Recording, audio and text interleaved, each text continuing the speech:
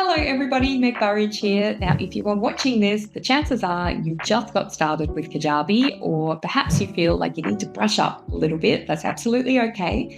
What we are diving into here is a 30-day accelerator.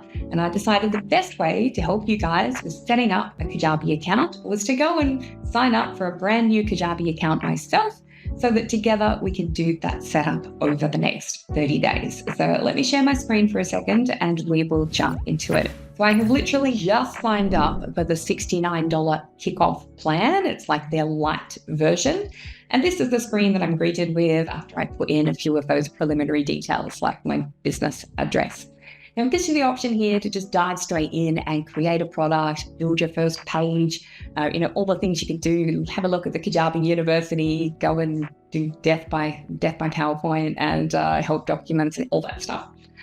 We're not going to do any of those today. I think it is important in day one of the accelerator that we go and do a few of the site settings. Site settings are not the most exciting.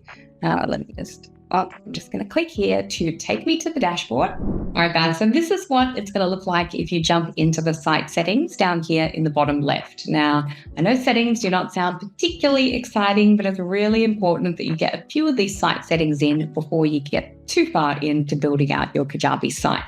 So the ones that we're going to touch on today are going to be the site details, the marketing settings, the checkout settings, the drip settings, the customer payments, and also the third-party integrations. And we're not going to spend a load of time on them, but I do want to point out the important things for you guys to go and do at your end. So the first one here, site details. So if we click into that, this is what you're going to see. Now, in this title field, I would put your business name. It's going to write whatever you put when you signed up, and then it's going to add first site after it. A bit boring. So for me, it's probably going to be something like Meg Burridge Coaching or the Sassy Coach or whatever you're trading by, I would put inside of the title.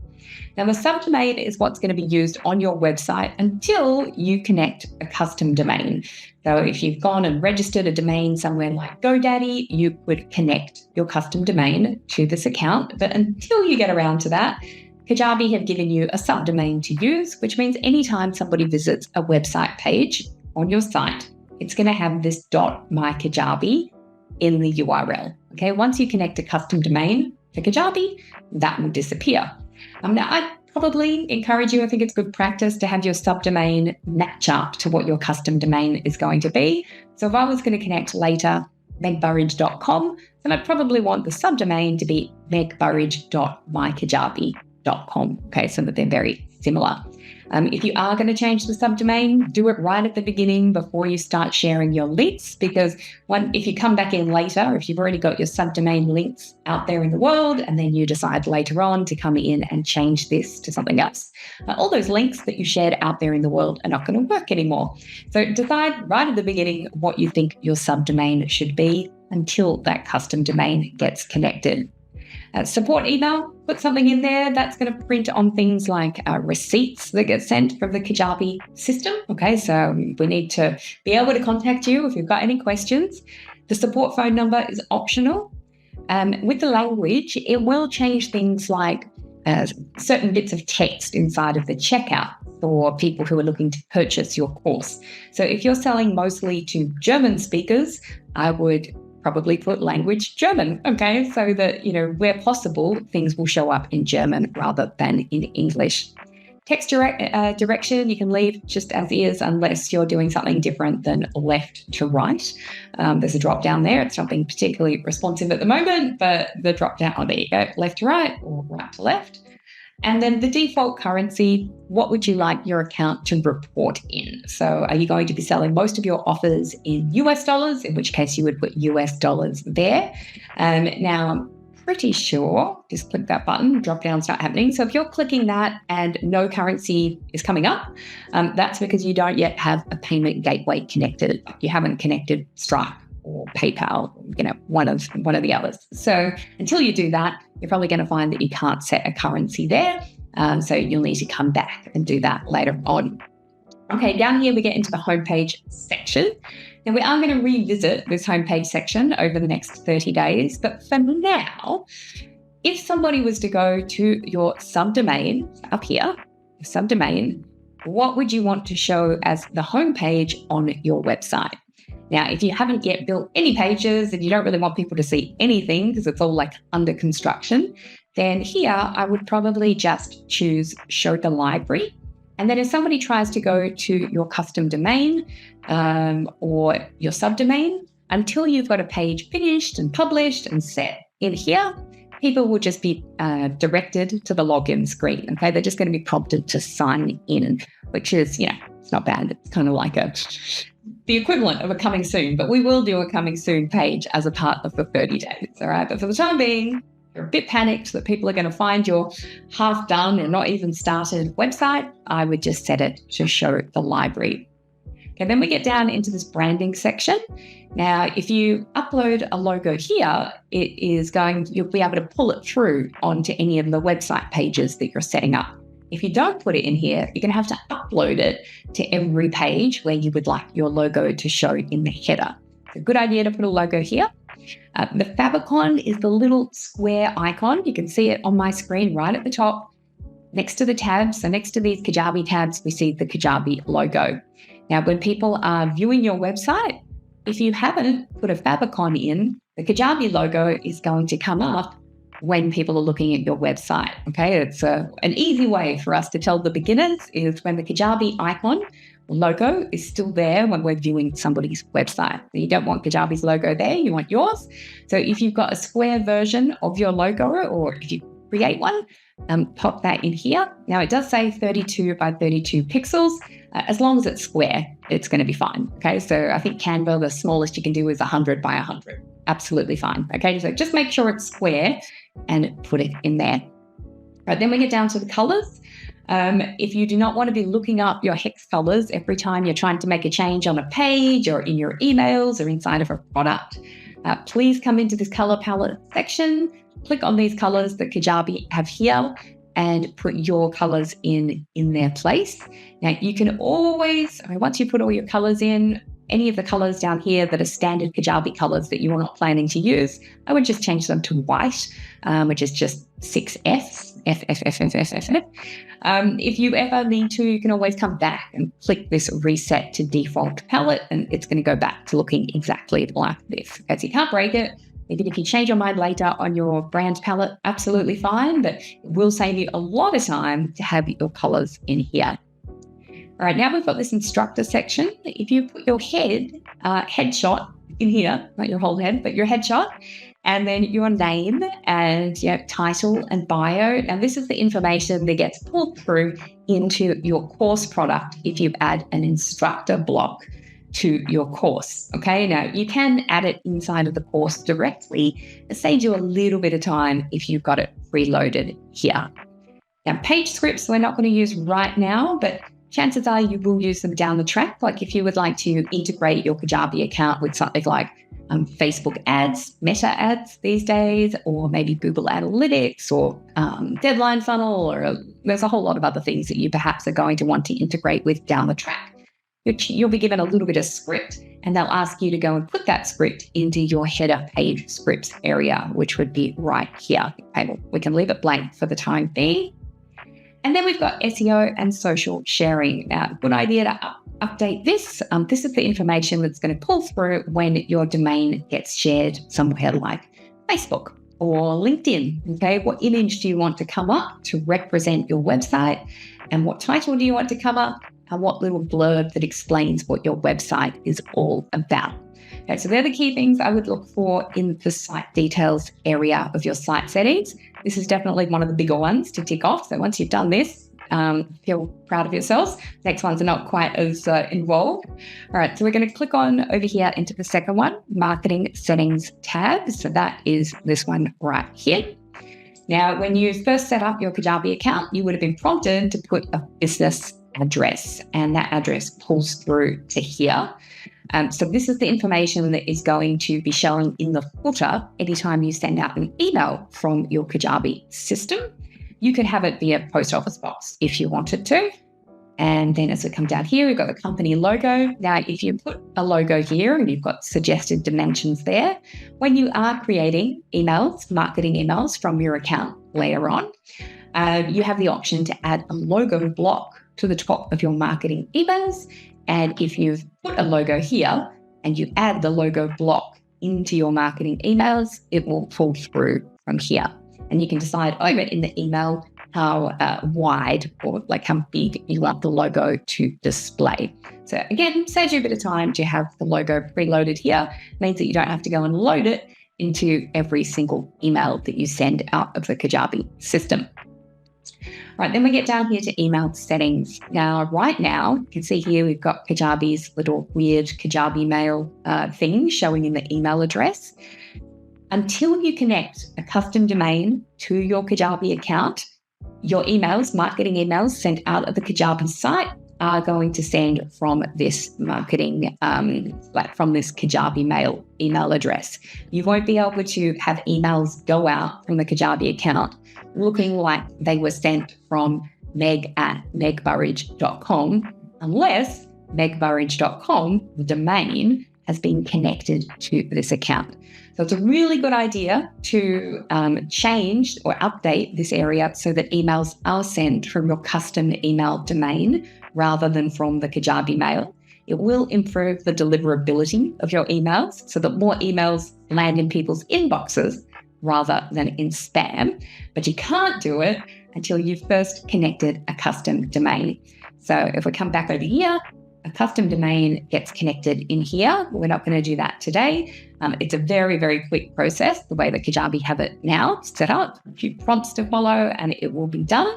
So once you've connected your custom domain, let's just say it is www.megburridge.com, then you'll be able to come back in to your marketing settings down here to this email settings area, and you'll be able to put in a from email and connect your custom, down here, custom email domain.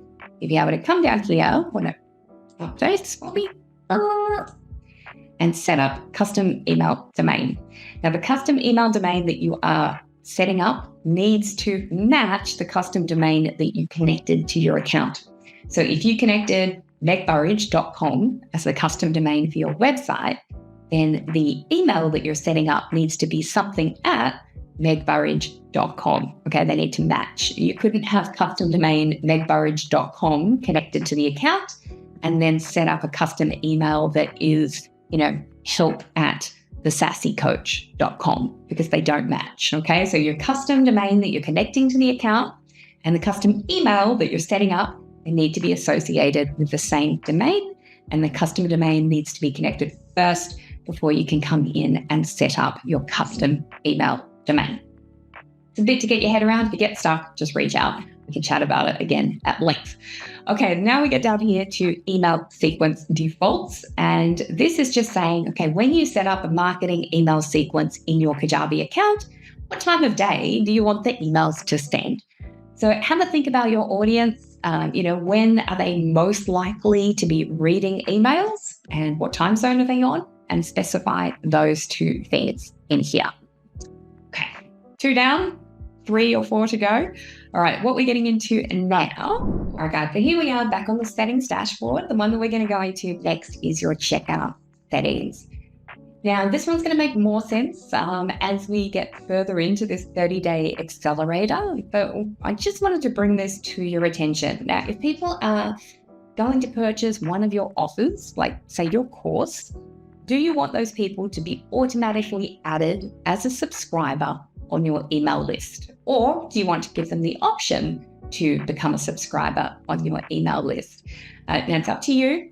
If you want to be really GDPR compliant, you would give them the option at checkout as to whether or not they also want to join your email list. If you give them the option, chances are they're going to say no. And if you do later want to upsell them something or send them emails about reminders about live calls that are coming up, sending them any emails out of the marketing area of your Kajabi account, they'll need to be a subscriber on your email list. Okay, so for that reason, there's a couple of things that I do inside of the checkout settings. The first thing that I usually do is say here, all right, if they're going through the checkout for a free offer, then I would I usually say, just wait for that to update. Whoops, did it update? I think it is. Very slow today. But I would usually set it here to say pre-checked opt-in box. So that means if they're going through a free checkout, there's going to be a little box there that says subscribe to marketing emails. Actually, it says subscribe to our email list, and I'm going to have that box checked. Now they can uncheck it if they want to, but at least, I've sort of done half the work for them, and I'm keeping my fingers crossed that they don't uncheck the box. Now, what you can do here is you can check this little box and you can update the text that's going to show on that checkbox. So rather than say subscribe to our email list, you might have it say something like email, it is my preferred method of correspondence on this purchase. Anyway, moving on. Now, the other thing that I wanted to do is here where you've got additional options is you can also check this box that says automatically sign up customers to your email list when they purchase a paid offer. So if you check this box, they're not going to be given the option to subscribe at checkout. The checkbox is not going to show at all as long as it's a paid offer. If it's a free offer, then they're going to see the checkbox and it's going to be pre-checked, but they can uncheck it if they want to. So if you are using the checkout for like a free mini course, for example, you could have the checkbox there and they can uncheck it if they want. Now, we'll look at all of this later, just get a little bit familiar with it. But the important one there that I always set with my own stuff is to tick this checkbox that says, yes, please, if they are buying something from me, please add them to my contacts list as a subscriber so that I can send them email sequences out of the marketing area of my account. That doesn't necessarily mean you're going to be selling to them, but maybe you want to send like a weekly newsletter or, just an email each week that reminds them that the live call is coming up or that, their homework is due or whatever it is. All those emails you often send them out of the marketing area of your Kajabi account. And unless they're on your list as a subscriber, you're not going to be able to email them. Okay, so I would personally check this box, but each to their own. And then we get down here into card storage. Do you want people's credit cards to be saved in the system? And if you want to do some fancy coding to your checkout, okay, but we're not going to worry about that. Right, so that is the checkout settings. Next one that we are going to get into is the drip settings. Now, drip settings is talking about if you go and set up a course, that product that you're about to create, and you want the content to release on a schedule, and that's what we call a drip. So maybe they sign up and they instantly get access to module 1, but then you want module 2 to release to them or drip to them 7 days later, and you're going to have all your modules 7 days apart, for example. Now, if you're going to set it up that way, what time of day and what time zone would you like those next follow-on modules to release? And normally, I usually go with sort of mid-morning at whatever time zone, I'm mostly catering to. But have a think about, for yourself, especially if you're going to be creating the content as your students work through it, you might like to set it for a little bit later in the day, at your time zone so that you've got the morning to work on it before the module releases. Have a think, and you can adjust it as you go. So you've got it set to 10 a.m. Pacific, and then, a few weeks from now, you decide to go and set it to 11 a.m. Eastern, you can absolutely come in here and update the drip settings, no problems at all. Now, the checkbox is by default checked on. Do you want your customers or your students to receive a little email notification that a new module has just been released to them? I would encourage you to leave that little email switched on because that is what Kajabi considers a system email. That means if they're on your contacts list and perhaps you're emailing them out in marketing once a week to say, hey guys, our next module has just released. If for whatever reason they unsubscribe from your email list and they don't get that email that you set up to go out of your marketing area in Kajabi, if you've got this little checkbox switched on, they'll still get system emails. They might get marketing emails, but they'll still get system emails that are important for them to receive. So if you check this on, even if they don't get your nice, pretty looking marketing email that says, guys, next module has just released, they're still at least going to get that system email. Okay, so that is the drip. Next thing we get onto is the customer payments area. So we are just in here, and inside of customer payments, this is where you would decide, when you're going to send receipts. I would probably send them for all successful transactions. So, if somebody joins, for example, a membership and it's $29 a month forever, probably you want to send them a receipt every month forever. So in that instance, I would just go with send for all successful transactions. If you go with this middle one, they'll get a receipt for the first transaction, but then not for the subsequent transactions. The business address is going to pull through from the marketing settings. You can change it here if you want to. You can put in some custom information to show on those receipts. And then down here, we've got this option for subscription cancellations. Enable customers to self-cancel their subscriptions. So if you are planning to sell a membership at $29 a month, do you want members to be able to log in and go to the billing area and just stop their payments if they would like to leave your membership? Or do you want them to have to email you and then you would cancel it from your end? Now, the default is that they can cancel their own subscriptions. If you were to switch that off, then down here, you can put a little bit of text so that you can see here on their billing info page, they won't be able to cancel the subscription, but they'll see any information or instructions you've put there to them to help them with taking the next step around cancelling their subscription. All right, that is the customer payments tab. And then the last one that I wanted to touch briefly on is your third-party integrations. So that is just here in your settings. Now, we're not going to actually go and set up these integrations today. I do have some really useful help documents on them, though, if you need them. But the two that I would definitely look at doing very early on is Google Analytics and your Facebook Pixel. So with GA4, Google Analytics 4, you can toggle this one on and just wait for it to do its thing. While it's waiting, I would also switch on this Facebook Pixel. You can see there, Google Analytics ID. Now, I'm probably, where will I put it? I'll put, along with this video, I'll find you guys some information on how to go and set up your Google Analytics if you need some help with that. But that is just, a great way to be able to see later, like, how are people finding your website?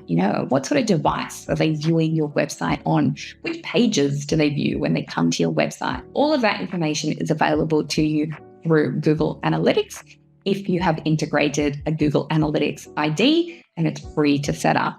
And the other one that I would definitely set up is your Facebook Pixel, because even if right now you're not planning to run Facebook ads, at some point in the future, you might decide that you want to. Now, if you go and set up inside of Meta a pixel and an access token, and you come back and you put those two bits of information in, and there's some really great help documents here on how to do that, screenshots, and super easy, just follow the prompts. But the Facebook Pixel will collect data for up to, I believe it's 180 days in the past. So if at some point in the next few months, you decide you want to run Facebook ads to people who have visited your website at some point in the last 60 days, okay, as long as you've had the pixel on your website, it will have been tracking that information, providing that the person hasn't switched off their third-party tracking cookies, with iOS, whatever. But for a lot of the people who are on your website, you are going to be able to keep a track of them and collect that history inside of Facebook ads. And then later, when you want to run an ad to people who have been interested in your stuff but perhaps haven't bought yet, you're going to be able to target people based on the information that pixel collected. So sooner rather than later, over inside at Facebook or Meta, create yourself a Facebook Pixel and an access token and come and add those two things in along with your Google Analytics so that you can get some really good analytics on what people are doing on your website. All right, now there obviously are quite a few other site settings here that you can come and have a look at. Payment integrations to connect Stripe, PayPal, or Kajabi payments. You'll need to do that in order to be able to set up any paid offers inside of your account. And obviously, you probably don't want to be giving everything away for free, so do that. The domain, once you've got your domain registered somewhere like GoDaddy, come in and connect your custom domain.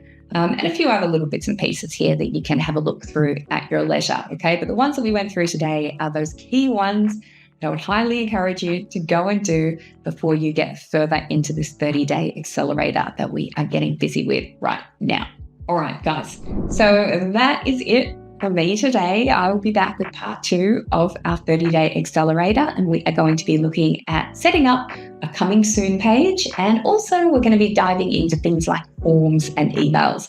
So it's an action-packed 30 days. I'm going to try and keep all of our tutorials to under 10 minutes. I know I failed at that today, but everything that we cover today is very, very useful. So please take the time to go and set up as much of it as you can. And I will be back with part 2 of our 30-day accelerator. All right, guys. Bye.